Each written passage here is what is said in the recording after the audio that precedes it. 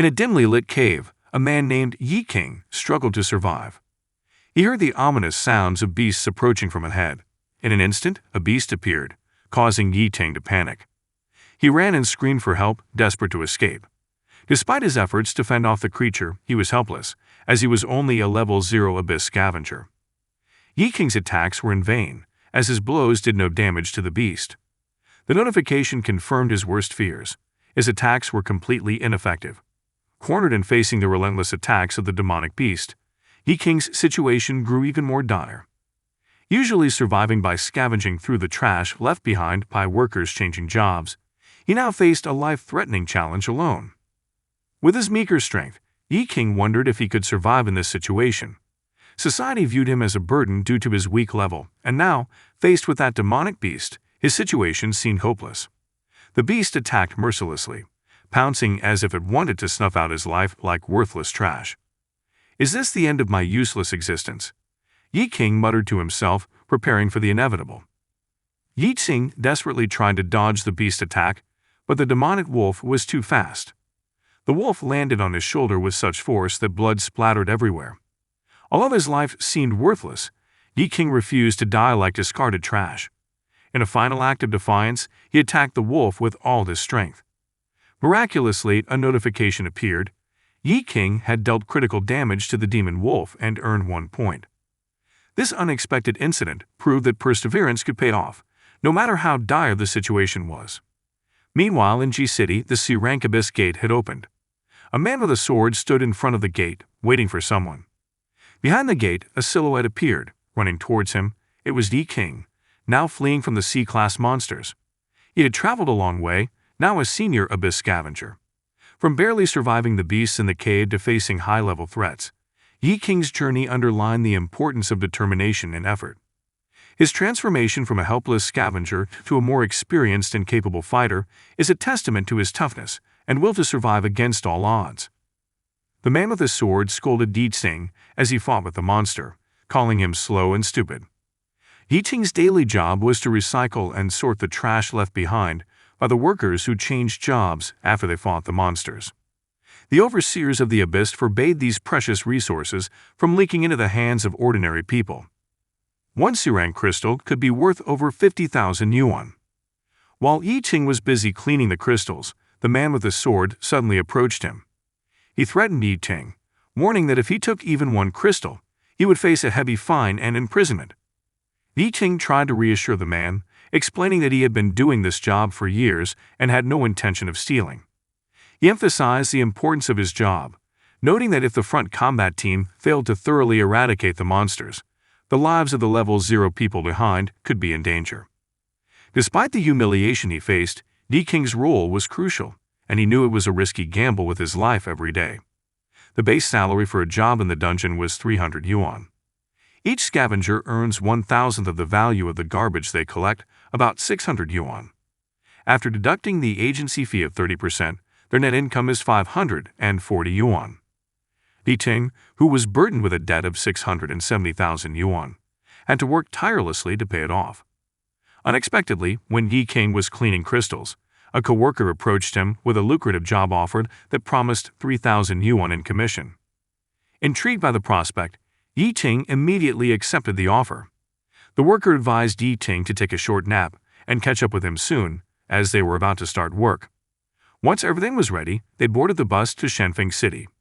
They would be scavenging in the city's main market, a place notorious for its A-rated ravines, which often made the news. The high risks in this area matched the great rewards promised to them. Ready for the challenge, Yi King felt a new sense of hope.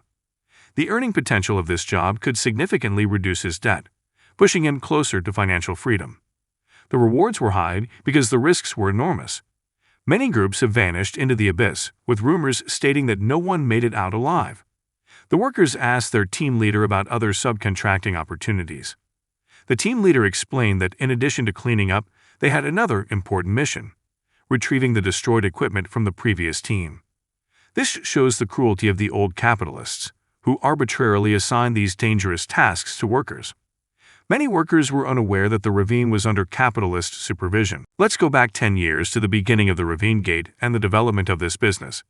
A huge and terrifying abyss gate had appeared, bringing giant creatures into human territory. This led to the emergence of Job Changers, a group of hunters with special abilities to deal damage to the abyss creatures. After the death of the Demon Star, it was discovered that the abyss contained valuable energy products, such as magic crystals. This discovery spurred the growth of this dangerous industry, fueled by the insatiable greed of capitalists who exploited workers like Yi Ting, sending them into danger for profit. In addition to precious magic crystals, the abyss also holds various weapons and props, imbued with mysterious energy. These mysterious items were highly sought after, like discovering a new continent for the second time, causing a global furor over the development of the abyss.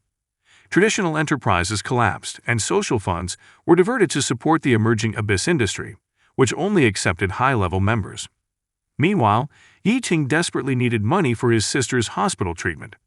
The hospital refused to treat her unless Yi Ting paid immediately. Begging the doctor for more time, Yi Ting ended up getting a short extension.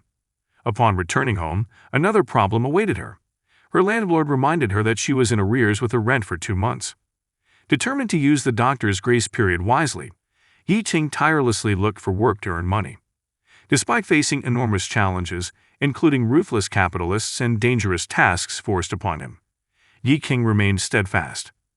He knew that only by forging ahead and seizing every opportunity could he hope to pay his sister's medical bills and keep a roof over their heads. Finding a job was very difficult for Yi Ting, as level 0 individuals were considered worthless by most companies. The job prospects for someone at level 0 with no work experience were very bleak. Desperate and disheartened by his dire situation, Yi Ting was approached by someone who gave him a card that read, "Small loan. Receive in 1 second." Tears welled up in Yi Ting's eyes as she listened to the person explain, "If you need money fast, use this card. You'll get what you need, but your most valuable asset will be required as collateral, your organs."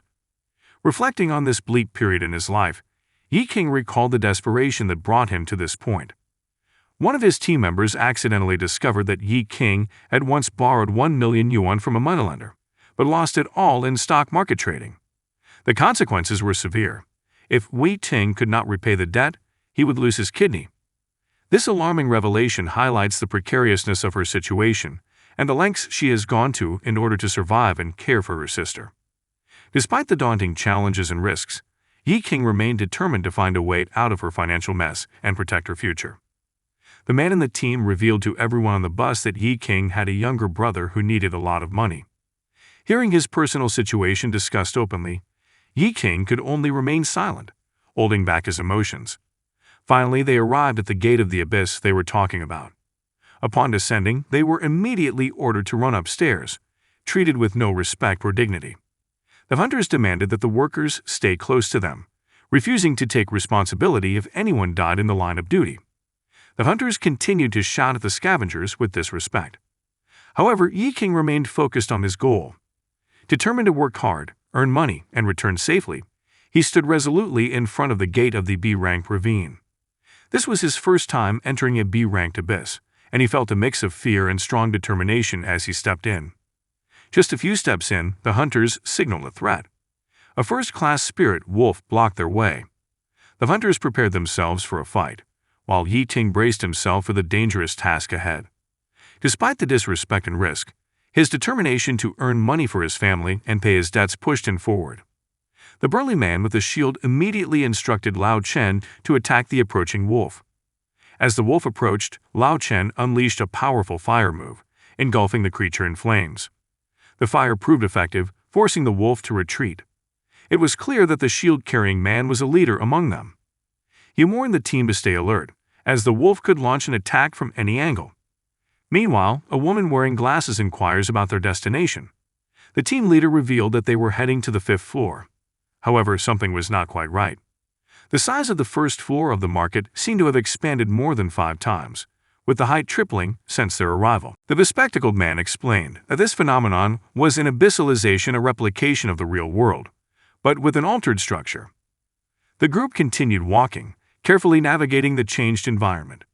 The ever-changing landscape of the abyss was a constant challenge, testing their skills and adaptability at every turn. Despite the uncertainty, they remained determined to reach their goal and face whatever dangers lay ahead. As they explored further, they realized the absence of bodies from the vanished hunting party. The team leader instructed the scavengers to split up, hoping to increase their chances of finding the bodies. In the midst of observing his surroundings, Yi King accidentally collided with Lao Chen, who was busy fixing his shoes. This accidental contact enraged Lao Chen, who scoffed at being touched by someone as low-level as Yi Ting. Despite feeling humiliated, Yi Ting apologized sincerely. However, Lao Chen refused to accept Yi King's apology, expressing disgust at being touched by what he considered to be trash like himself. In a fit of rage, she grabbed Yi Ting and slammed him against the iron railing, leaving him breathless. The team leader intervened, increasingly frustrated with Lao Chen's behavior. He urged Lao Chen to calm down and focus on the mission, emphasizing the importance of teamwork. Meanwhile, Yi King struggled to breathe, his condition worsening as he was suffocated by Lao Chen's attacks.